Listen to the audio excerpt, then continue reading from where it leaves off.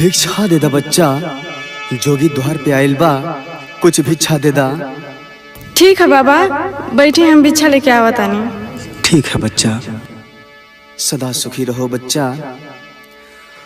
अरे माई बाबू छोड़ी के पारैला बच्चा पानवा में, अरे गैल बच्चा पानवा में।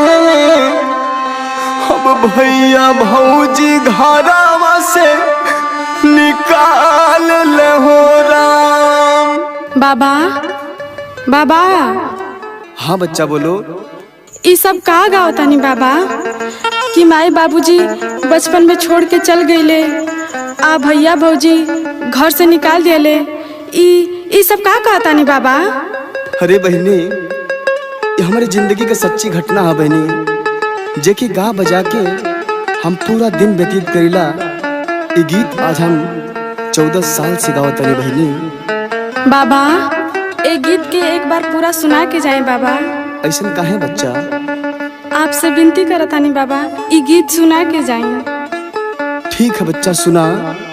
अरे बाबूजी कहिरावा माई के आखी कहे पुतरिया रहली, अरे आखी का पुतारिया हो। अब भौजी कमावा खोजली हजार न हो राम, किया हो राम रे। भौजी कमावा खोजली हजार न हो राम, किया हो राम रे। भौजी कमावा खोजली हजार न हो राम। सुना बहनी, हम अपने माई बाबू का सबसे छोट लड़का रहनी बहनी। हमारे माई बाबू का स्वर्गवास भइला के बाद हमारे दोनों भौजाई भैया लोग के चढ़ा बढ़ा के घर का बंटवारा करा देली बहनी। और हमके हमारे छोट बहन की घर में नौकर की तरह लोग सतावे लगल। बहुत दिन देखत देखत ये दुख हमसे बर्दाश्त ना भेल बहनी। 11 साल की उम्र में हम अपने बहनी के लेके वो घर छोड़ के निकल गई बहनी। आगे का भइल बाबा, सुनाई बाबा। ठीक बा बहनी, सुना।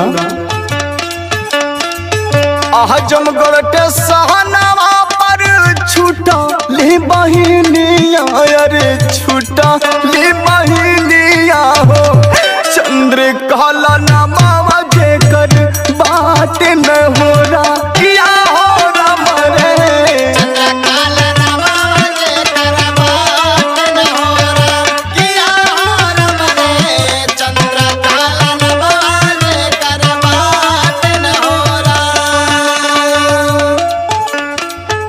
बाबा ई का कहतानी बाबा? कहीं तोहार नाम ओमकार प्रिंस तना ना बाबा? बताई बाबा, बताई। हाँ बच्चा, हमार नाम तो ओमकार प्रिंस है, लेकिन तोहके कैसे पता बच्चा? तोरे बाबूजी का नाम स्वर्गीय राम शरीक है और तोहार घर तुलसीपुर ना बाबा? हाँ बच्चा। जहानागंज ब्लॉक है ना बाबा? हाँ बच्चा। बहनी, कहीं तू चंद्रकला तो ना नहीं बहनी? हाँ भैया, हम तो चंद्रकला हैं भैया। चंद्रकला? हाँ भैया। बहनी? हाँ बोला भैया। बहनी तू चंद्रकला है? हाँ हाँ। हम तो भैया है रे पगली। हाँ हाँ भैया, तू हमारे भैया हो भैया। मत रो बहनी। भैया जब तू हमसे स्टेशन पे बिछड़ गल रहा ना, हाँ बहनी, तो हमके एक परिवार मिलल जे हमार पालन पोषण कैला। अच्छा। हमके पढ़ौला लिखैला और हमार शादी ब्याह भी कैला। हाँ। देखा भैया, आज हमारे पास सब कुछ है भैया। हाँ बहनी। और तू सारंगे गुदरी फेंक दा भैया, तू हमारे पास राजा भैया। अरे ना रे पगली। भैया रुक जा भैया। इसी हमसे ना हो पाए रे पगली। हम जोग रमा ले बानी, वो गुरु के शरण में हमके जाए के बारे पगली। ऐसे मत बोला भैया। सुन हमार बात आखिरी में सुन। सुनावा। गुरु से करार कई के जोगा वारा मावाली, अरे जोगा वारा मावाली हो। मोह माया छूटल अब हमारा न हो राम,